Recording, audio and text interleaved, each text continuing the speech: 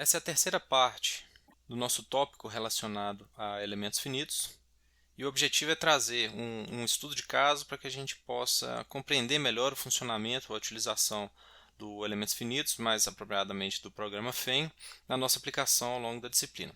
Então, essa máquina que está mostrada aqui foi um trabalho desenvolvido por mim e pelo aluno Abraão Regis Guia, e cujo objetivo era projetar uma máquina elétrica para ser acionada, né, para dar tração no Fórmula Tesla, que é o veículo de competição hoje da UFMG.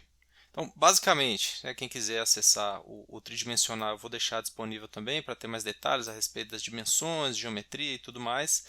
Mas nós temos então, dentro do nosso contexto, obter então a tensão induzida, né, e uma estimativa do torque para o Fórmula SAI, o Fórmula Elétrico, esse projeto que foi realizado, considerando que nós já temos o modelo. Ok? Aqui só alguns detalhes, algumas imagens ilustrativas para mostrar alguns detalhes construtivos da máquina. E aqui embaixo é efetivamente onde a gente começa a definir alguns parâmetros, né? Então, velocidade, a gente tem quantidade de pontos por simulação, ou seja, isso vai ser uma simulação discreta. Então, vou ter um período e esse período vai ser dividido em quantos pontos, né? Como é que eu vou fazer essa discretização?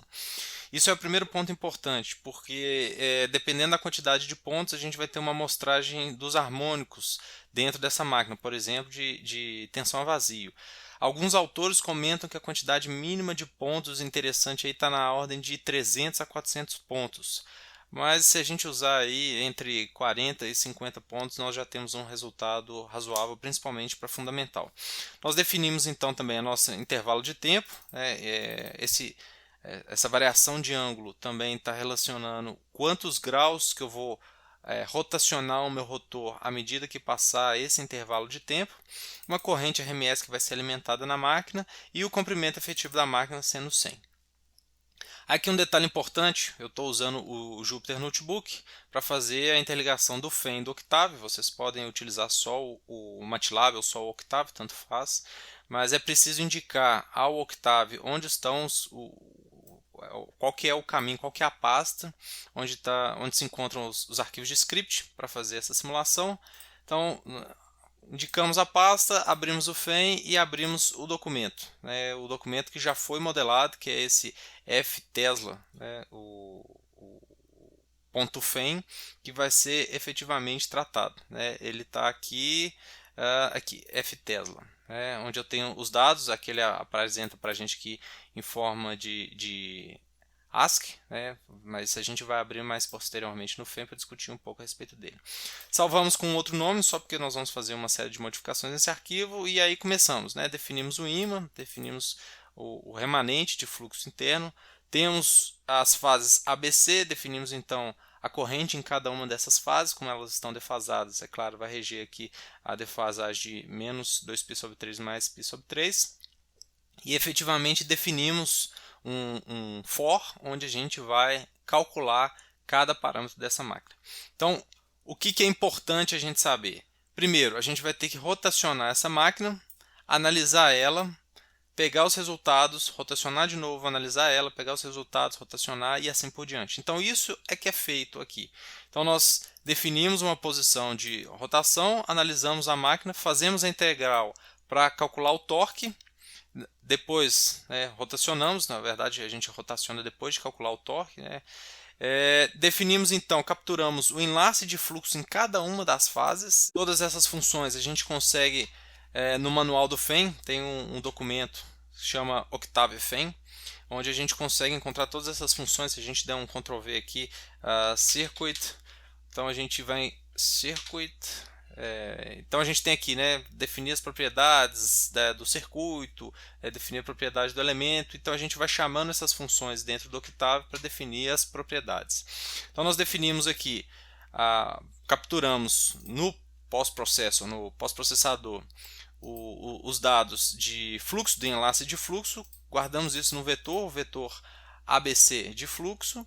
E essa função é só para capturar uma imagem, para a gente fazer uma animação, assim como essas funções aqui embaixo. Fazendo isso em todo o intervalo de tempo, nós conseguimos então capturar o fluxo em cada instante de tempo. Capturando o fluxo em cada instante de tempo, a gente consegue, por exemplo, criar essa animação, onde a gente percebe o fluxo andando no interior dessa máquina. Aqui uma foto dele estacionário. E aí o que a gente faz então? Tendo o enlace de fluxo, a gente simplesmente faz uma derivada numérica em relação ao tempo em que isso foi feito. Aqui eu fiz um diferencial do vetor tempo, mas eu poderia ter colocado só o dt aqui, que é o intervalo no qual isso é calculado, e multiplico pelo L, que é a profundidade da máquina. Por padrão eu faço minhas simulações com o L unitário, ou seja, 1 milímetro. Então eu simplesmente multiplico por L, porque aí eu vou ter a tensão induzida em uma fase, né? E aqui eu ploto o resultado dessa máquina, né? Por algum motivo que não está aparecendo o resultado, mas eu também consigo plotar o torque. Então, dessa forma, né, através dessa ilustração, a gente consegue calcular, né, os parâmetros dessa máquina dinamicamente. Então, a máquina ela vai calculando, ela vai girando aqui, vai calculando, e aí com isso a gente consegue determinar efetivamente o torque da máquina. Ficou faltando só o modelo? Então, esse aqui é o modelo no FEM. Vamos analisar ele um pouco mais de cuidado. Os comandos aqui para operar, tem o manual do aplicativo, eu acho que não gasta fazer um tutorial de operação do programa, e tem vários vídeos no YouTube. Mas o que é importante, tendo o nosso modelo, essa área externa é definida como ar. A gente vê um elemento aqui, onde ele indica que tudo que está aqui ao redor é ar. Nós precisamos indicar também para o programa que essa área externa, a condição de contorno de fluxo é zero. Então a gente checa clicando aqui no arco, botão direito, barra de espaço. Então eu tenho o meu boundary zero, e eu defini ele aqui em propriedades, boundary zero, modificar as propriedades, eu falo que o vetor potencial ele é zero em todas as condições. O meu material ferromagnético, que é o estator, ele também é definido pelo E310, dá para encontrar os dados no catálogo da Peram. Nós temos também os AWGs, são os condutores, a permeabilidade igual do ar, então a gente poderia aqui definir tanto como cobre quanto ar, o resultado magnetostático seria o mesmo, mas é importante que aqui a gente define, seleciona aqui o bloco, aqui a gente define não só em qual circuito que ele está, mas também o número de voltas. Então positivo seria entrando, negativo saindo. Aqui no entreferro nós definimos também o ar, o ímã permanente com magnetização radial, interno aqui também nós definimos um eixo com um aço carbono qualquer 1020. Com base nisso a gente pode malhar o sistema, ele vai malhar para a gente. Vamos observar no nossa regrinha, né, no nosso rule of thumb, se o nosso entreferro tem no mínimo 3 elementos. Então a gente consegue contar. Aqui eu já tenho, né, um pequeno problema, eu tenho só 2 elementos no meu entreferro, então eu precisaria redimensionar isso aqui. Venho aqui na definição da minha malha do ar, seleciono ele, barra de espaço, e defino o tamanho da malha. Vou passar aqui para 1 milímetro, pedindo ele para remalhar. Ele continua, né? Alguns locais até aparecem 3 elementos, então agora eu vou colocar aqui 0,3 milímetros, considerando que o meu entreferro é de 1 milímetro. Vou pedir para ele malhar de novo. Agora já apareceram mais elementos, né? Eu não preciso de tantos elementos assim, isso também vai deixar o cálculo do programa um pouco mais lento, então eu vou aumentar um pouquinho minha malha, e esse é o processo de refinamento para que a gente consiga calcular efetivamente da melhor maneira a nossa máquina. Voltamos para 2, vou ajustar para 4, malhar de novo. Ok, então desse tamanho de malha está suficiente para mim. Então eu posso vir aqui, depois de identificado que o modelo está correto, pedir ele para calcular, ele vai calcular e me mostrar o resultado.